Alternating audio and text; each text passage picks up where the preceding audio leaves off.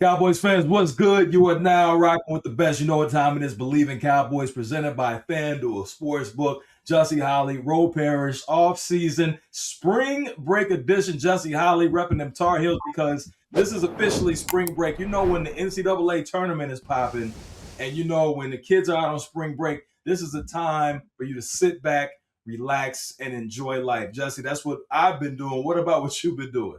Yeah, I mean, I've been looking at now getting ready for the NCAA March Madness. So Yeah, I've been working on some March Madness stuff. Of course, repping my Tar Heels 2005. This yeah. was a reunion shirt from we won a national championship way back in. Oh, back in the day, we won that national championship. You know what I'm saying? We Yeah, won that. We won yeah. that national championship thing right there. So Break out this that is bling, baby. yeah, this is one of my favorite times of the year. Football's kind of dying down, but the NCAA March Madness tournament is starting up. No question about it, man. The North Carolina Tar Heels, 2009 national champions. That was an amazing run, and you had a little piece of that, you know. Yeah, yeah. Well, I was Yeah. 2005. 2009 was another squad. I was 2005. 2009 So was hold up. I'm older than them cats. I'm a little. You see the gray of my beard. I'm a little older than Danny Hey, Green man. and those guys. I seen cats that are in their early 30s that got gray, so that don't mean nothing. I thought that you might have been a booster for that team or something, like because you got the ring. I thought that you might have had some type of official No, no, affiliation. no. It was. I was on the 2005 national championship team. Oh, that's the '05 ring that you That's got. an '05 ring. Yeah, yeah, Okay, yeah. I thought you were showing. Okay, my bad, my No, no, bad. no, no, no. I'm That's 2005. Yeah. my bad, my bad. Okay, it threw me off because you had on the shirt and then you brought Yeah, the so shirt is 2005. This is right. the reunion shirt. We did a reunion last Oh, year, the 20-year reunion. So, I just put the okay. shirt on today to just get in my NCAA spirit. You know what I'm saying?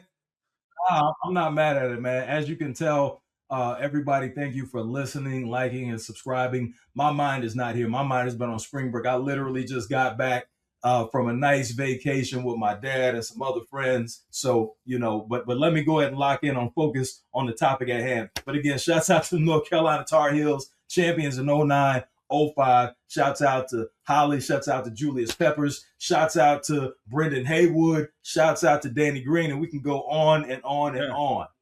However, let's focus on what's going on. We know that the draft is a little bit over a month away. And this is the time to where we start locking in on the upcoming players that will be will be graduating from college into the NFL. And the number one name that's been on everybody's lips for the most part is Mr. Green Dot. Could he be that for the Cowboys? CJ Allen, a linebacker from Georgia. We know that on the Cowboys defensive staff. You have a coach there that was working with him at Georgia. I can't say his name, so I'm not going to sit here and do it, Jesse. I'm going to leave that up to you. I ain't gonna However, do it either. we're going to call him Coach CUD because I'm Right. not even going to mess up. Once he speaks and he says, this is how you say my name. But other than that, I'm not going to mess it up. CUD, Coach CUD on defense was with CJ Allen at Georgia. So he had his pro day, didn't run his 40.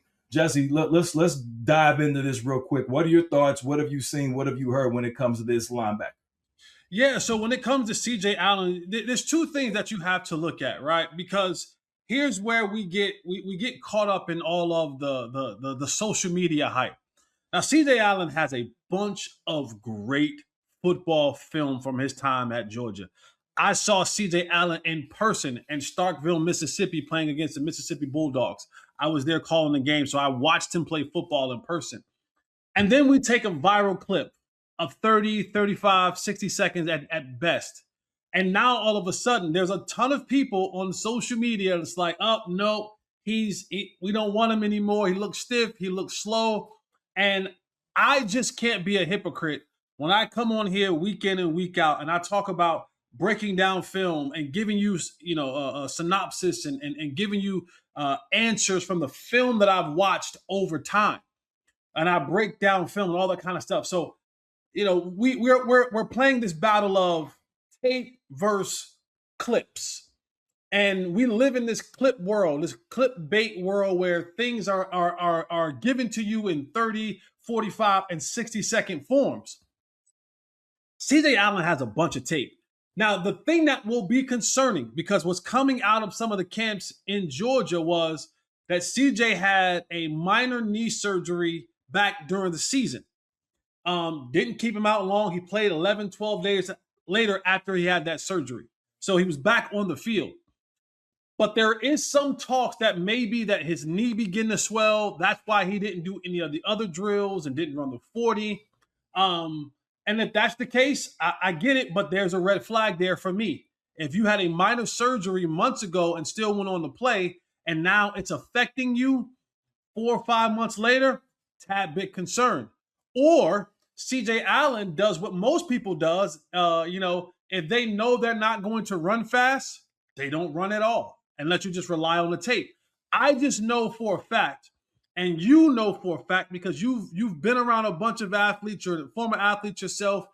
Anybody that's fast, they're never not afraid to run. Every fast person that I've ever met and known in my life, when it comes to, if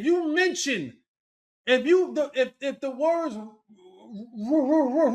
come off the tip of your tongue, they're like, line up, let's go. Yep. Right. Fast people want to show you they're fast. Yep. You see what I'm saying? Strong people want to show you they're strong. So when you don't do the things that we're looking and asking for you to do, it's either you're hurt or you're hiding something. And if that's the case, then sure, you can have some you can deliberate about it and have some feelings about it. But there's a ton of tape of CJ Allen being a damn good football player. And there's also and I'm not cutting him any bail or trying to, cape for or cap for CJ Allen, but some people don't test well. Some people are just football players. When it comes to the individualized testing and those, they just literally in real life, in real testing, and in the physical part of it. You know what? It can go both ways because as we've seen over the years, there are some players that are combine all pros. They'll go in the combine, they'll go in the test, they'll lift the most, they'll run the fastest, cone drills, everything, but then they don't know how to get on the field and have it translate. So we'll see what happens. But this is the thing that gets me every year around draft time because the focus seems to shift so much on the combine, the pro day, the drills, the tests, to where you have, at least one season, if not multiple seasons of tape to where you can see this player's tendencies consistently on a week-to-week basis, and you know who this player is. Because as we say in football, baby, the eye in the sky does not lie. Right. But, hey, and then just another thing, as you said, fast people, they like to prove that they're fast. I want to take a brief moment as we pause on Believe in Cowboys, brought to you by FanDuel, to shout out a buddy of mine named Torrance Wilson. We used to work together when I was in Georgia in the great city of ATL, where I was doing my thing on Turner Sports. And, he was a producer. And one day he said, "I'm faster than you. Georgia boys, this is how we do. I'm faster than you." I said, "What? You're faster than—" I said, "Let's race right now." Right now. I had on a full suit. I said, "Let's race right now." He said, nah, I don't want to do it. I said, "You know what? Okay, cool." We come back a week later. He's talking that talk again. Hey, we can go right now. Like, let's go. Nah. I was like, "You know what? This is what we're going to do. Since you're never ready, let's set a date. Let's put it out there. We're going to put it on social media. We're going to document it. And me and you are going to race because I'm ready whenever you're ready." I go up on the date. He wasn't ready. So anyway, fast forward a couple of weeks later, I'm like, "Dog, you gonna do this or not?" We went out in the parking lot, dog. We went out in the parking lot of Turner Sports from one speed bump to the next speed bump. It might have been a 40 or a 50. We raced. No stretching, no nothing. Guess who won the race? The fast person who wanted to run the race. Exactly. Now, did I strain an adductor muscle when I went out there to run and didn't stretch? Maybe I did, but you know what? I crossed that finish line first. So to your point, people that are fast have no problem proving that they are fast. And that was my story time with Ro Parrish as we interrupt Believe It Cowboys, brought to you by FanDuel Sports. Yeah, so back to the topic at hand. We all know that the linebackers, that's going to be a major deal for the Cowboys. We saw that Logan Wilson, he was released, and then all of a sudden he just says, yeah, I'm done with playing football. I'm done. So we know that there's a gaping hole when it comes to linebackers. Can we take a time out in that? Can we take a time out of that real quick? And this is not me laughing at. This is not me laughing at Logan Wilson. It's not. This is me laughing at Jerry Jones, because Jerry Jones and company tried to sell us that getting Logan Wilson, right? Because this all happened around the same time they made the Quinnen Williams trade.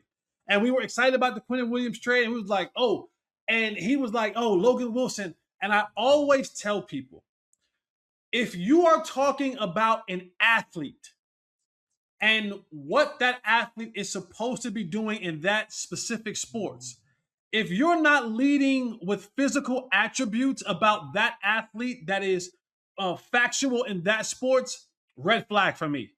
And so all I kept hearing about Logan Wilson was about how he understood and he could diagnose, and nobody never said he was a downhill, can go sideline to sideline. You know, he could cover. He was a tackling machine. I start hearing all these other intangibles that come after you describe a person's athleticism. And I was like, that don't sound right to me. And then they get here and he can't get on the field. And then they get here and they say, oh, well, he was supposed to play, but we forgot. And I don't know how you ever in your life forget to play good football players.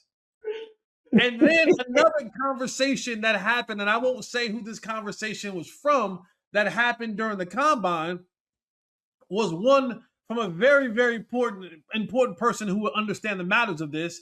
They would ask Logan Wilson several times doing warm-ups and in practice, are you hurt? Asking him, is he hurt? Because we're trying to give you an out. We're trying to say that you're hurt because the way that we're watching you move around on film don't look right. And so we got sold this hill of beans about this football player that was going to come in here, and Buddy was halfway out the door. Because you don't get to the offseason and all of a sudden now you just retire. You've been thinking about this for a while. You didn't come off any catastrophic injury. You know, you haven't had any major circumstances happen to your life. Buddy, to get released and just go, you know what? Yeah, I'm going to chill at the crib. I'm done. That tells me that halfway through the season, you've been thinking about retirement. So I just thought that was absolutely funny that Jerry tried to sell us on a player that was on the bench on the second worst defense in the National Football League. Right. Yeah, Jerry. Yeah. This one is that's laughable. But enjoy your retirement, Logan Wilson. You know, you get the way to walk away from the game. I hope the second part of your life is as blessed as the first part of your life, because not many of us get to play this game and get to walk away on our own terms. You did. Right. That's commendable. That's respectable. And this isn't a shot at you, but it's a shot at Jerry Jones for trying to sell us on something that never was. Man, that's real. And maybe Jerry was trying to sell himself because the Cowboys did give up that 7th round pick in order to bring in Logan Wilson. That was the first trade that, you know, when Jerry got out there in the media and said, hey, I got some stuff, you know, brewing or whatever he said before the trade deadline. And we saw this move. We were like, okay, like it was the Waka Flocka Flame meme. Like, all right, so what else? Right. Of course, right. Of course, we know Quinnen Williams came on, and that was clearly a blockbuster deal. But yeah, I echo those sentiments when it comes to Logan Wilson. Enjoy the next chapter, brother. And it was time for you to hang up that jersey, because when you get benched for the Bengals, as you said, the worst defense in the league, and then you come to the Cowboys and you can't even get on the field because they allegedly forgot to put you in the game, bro, it's time to go ahead and hang it up. Sometimes the writing is on the wall, my boy. Yes, sir. Yes. So I'm looking at this, man, like, and of course we still have a lot of time before the draft is here. And the Cowboys' needs, obviously, they're glaring on the defensive side. Those 2 first-round picks, is it a situation to where you think the Cowboys should double dip? And when I say double dip, those D's are there for a reason. they need to go after 2 defensive players in the first round? Oh, without a shadow of a doubt. Without a shadow of a doubt. This team, even with the addition of Rashawn Gary and PJ Locke and Jalen Thompson, you still have holes. Your defensive line is still not set. You can use another pass rusher. Donovan Ezeraku, who had a decent rookie year, right? Not nothing, not bad, but not great. A decent rookie year. He won't be back till training camp, coming off a hip injury. So we don't even know when he'll be able to hit his full stride, how long that will take. And again, what's the depth behind him, right? Because we don't want to be top happy. Too often the Cowboys have been top heavy, and when that one guy goes down, it is a gorge to the next guy as far as talent that comes behind them. So you can go ahead and add another pass rush to this mix. Get a rotation, right? But you most definitely need to get a linebacker. If you're not going to address the linebacker situation in free agency with that other pick, you must address it. You can't go into the season with DeMarvion Overshown coming off another injury and Shamar James as your two inside linebackers. That's just not. That's coaching malpractice. That's front office malpractice. You need to go get some more players to fit in those spots that are true Mike linebackers, right? So like you hear the green dot, that's your Mike linebacker. And I don't know if you want to put that on a rookie, in his first year trying to revamp this defense under Christian Parker. That's why I'm really, really, really pushing and trying to say to the mountaintop that they need to go and get a veteran linebacker before they get to the draft. But unless the weirdest thing happened in this draft and you get to 20, because you'll get one at 12, but if you get to 20 and there's no more defensive players that's worth taking in the first round, then I pick up the phone and try to trade back. Or, if that's not the case, then I'll take the next best thing available. I'll try to find another offensive lineman. But you must, and I mean must, attack the holes on this defense and get depth on this defense with those 2 first-round picks.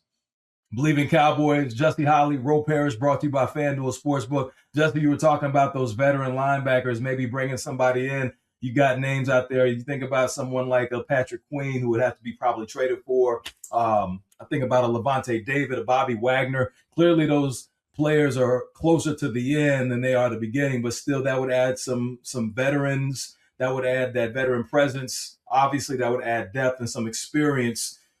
Some winning experience as well with a number of those players I mentioned. They played at the highest level, but they've also played deep into the postseason. So those could be some potential players. Anybody else that come to mind that you would like to potentially see? Joe, my linebacker is Bobby Wagner. I know there's also Okoroke. He's out there as well, former Giants linebacker. But I just think Bobby Wagner is perfect for what you want to do and need to do. A veteran guy, still with a little bit of juice left in his system. He's taking care of his body great. He will be 35, 36 years old, but Bobby Wagner is a guy who even last year had a ton of tackles. I think the way that he was used in Washington wore him down at the end of the year, played over 1,000 snaps last year. I don't want that for him here. I want him somewhere in between 400 and 550 snaps. And now you work in that younger linebacker inside with him. But he's just here as a mentor, as someone who can teach a younger player what it truly means to be a professional, how to study, how to take care of your body, getting all your things in order. I think he's the kind of guy who can be the Dak Prescott of this defense, right? Last year, I said this many times on many different platforms, there was no leader on that defense. There was no person who was able to come and rally the troops. Hey, guys, come and let's do extra film session. Let me help you understand this. Let me help you understand that. It was never really anything like that on this defense. I think Bobby Wagner gives you that type of a player from both an on-field and off-the-field leadership standpoint. And, you know he's going to be available to play because of the way that he takes care of his body. And I think that will be the perfect fit for what they want to do right here. And, again, a 1-year, $5 million deal, $5.5 million deal with some incentive that get it up to maybe $7 million. With tackles or some sort of postseason accolades or awards, stuff like that can push it up to $7 million. But I think you can get Bobby Wagner here for about $5 million. There it is. Hey, speaking of $5 million 1-year deals, we haven't really talked about Kobe Durant yet. That deal came in late last week. He comes in as a ball hawking cornerback, 7 career interceptions, postseason. He balled out. In fact, he had 3 picks this past postseason. Comes in from an HBCU. Kept my man Coach Prime from winning the Celebration Bowl a couple of years ago when he was doing his thing at Jackson State. Kobe Durant was at South Carolina State. Just your thoughts on the Cowboys bringing this ball hawking corner in. It tells me that, one, Christian Parker is getting his guys. 2, the rest of you guys out there that's playing cornerback, y'all better tighten up. Seatbelt, Revel, and I told you guys this before. There's a couple contracts that the Cowboys could have renegotiated or restructured to free up some more money. They didn't, and that wasn't on accident. It was very intentional. They weren't trying to take any more money and push it down the road for these particular players. One of those players was Deron Bland, who's coming off an injury, the second injury to the same foot. So guys like Seatbelt and Revel and Bland, you're bringing a guy like Kobe Durant, even though he's only here on a 1-year deal. That means he's trying to come take someone's job. They just now put a hungry dog in there with the rest of y'all, right? And he's looking around and saying, oh, these jokers don't want to go out here and eat. I do. I want the Deron Bland contract. I want to go out there and hit the market again and really eat. So I love that pick because you now take a hungry dog and you put him in there with maybe some satisfied dogs, maybe some fat and happy dogs. And now we're going to see how they respond to that because Kobe Durant is a guy who will be coming off, in this year with a 1-year deal. He want to get back to the market with some picks and maybe some accolades down the season, maybe some playoff run. We can have a couple of more picks so that when he gets to the offseason again, he can come to the Cowboys and say, hey, y'all need to pay me or another team in the National Football League will pay him.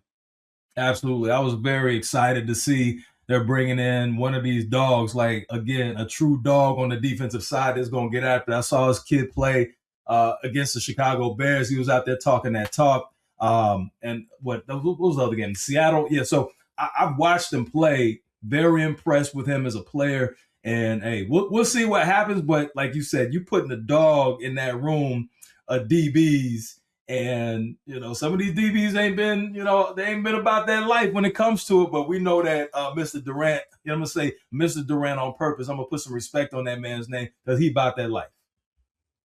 Yeah, and for a lot of these guys, Christian Parker don't know y'all.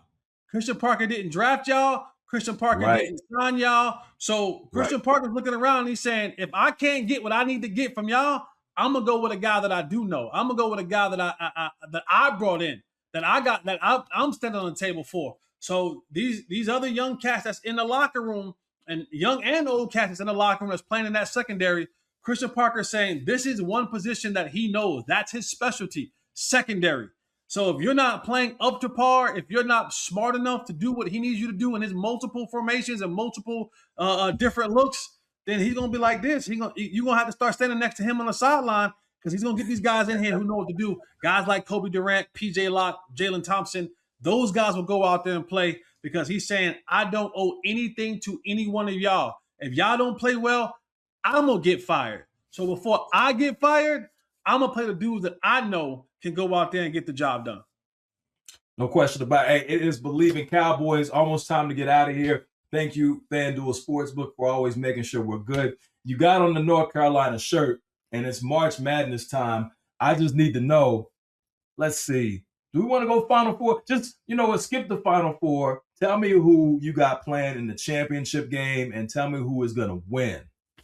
Yeah, for me, I got from I think it's that South region. I got Houston and I got Arizona playing in the championship game. I think Houston is poised to make another run. They'll have the Elite Eight in Houston. So if they get to Elite Eight, it'll be in Houston. Final Four will be in Indianapolis. So and if they get to the Elite Eight, I think they're gonna probably play who they played last year, which is Florida. So getting a chance to play them again. But I got Houston beating them. I got Arizona winning, and I got those two playing in the championship game in Indianapolis. And I have Arizona, who is the top to bottom best team, best put together team in the country, in my personal opinion. I got the Arizona Wildcats winning the national championship this year. I like that. I have Arizona and I have Michigan in my championship game. I know that Arizona has been dominant. They probably have the best team, as you mentioned. Michigan's been dominant too. They ain't really playing that well as of late, losing the Big Ten title game, but they were so dominant early.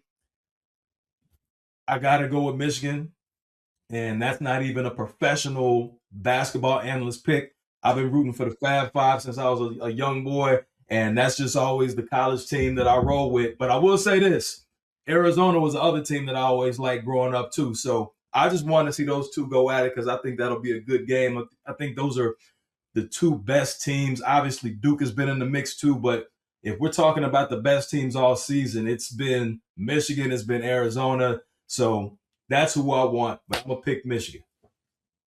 Well, so here's the thing. Arizona and Michigan can't play in the championship. They can only play in the Final Four. So hold up. Did I look at the bracket wrong? Yeah, Michigan's in a different bracket than them.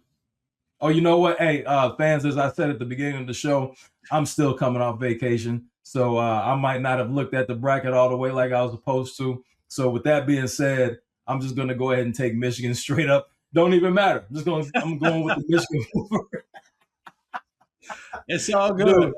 Dude, I got on flip-flops. I've been chilling on vacation. I ain't thought about nothing.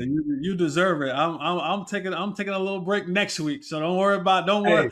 I'm gonna be with you at next week. My mind gonna be off everything. Hey, you know what? Say less. We won't even worry about bothering you to do the podcast. You just go ahead and do your thing, Playboy.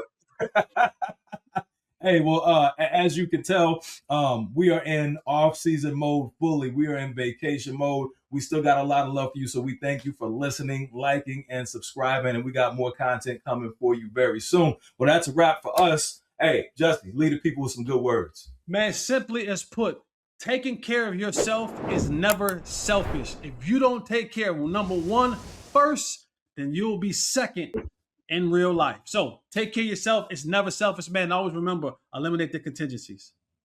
Love, respect, and salute.